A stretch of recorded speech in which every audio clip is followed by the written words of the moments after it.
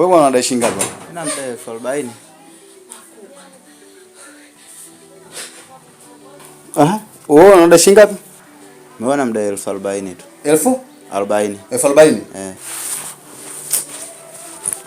Ilikuwa unadai shilingi ngapi mpaka imefikia 40? 500,000. 500,000.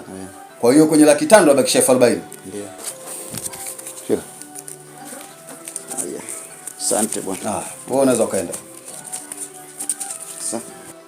Samehe mume wangu. Sasa nataka nikuulize swali. Mpaka sasa hivi una mikopo mingapi ulichukua? Nitajie majina yote ya mikopo ya majina yao uliochukua huko. Nadaiwa hasa mume wangu. Nadaiwa kausha damu, nadaiwa tunu. Zaidi hujachukua?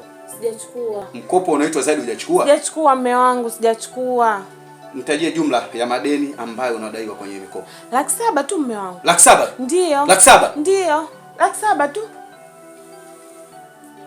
700,000 umefanya nini? Shughuli mume wangu. Mama Juma nilipelekea mtunzo, Maisha nilimpelekea mtunzo na Mabiba pia nilipelekea mtunzo. Hivi ninavyokuambia wiki ijayo pia nina shughuli nyingine. Wewe unafaidika na nini na hiyo shughuli? Hamna. Unafaidika na nini na hiyo shughuli? Hamna, mimi sifaidiki chochote. Sasa sikiliza.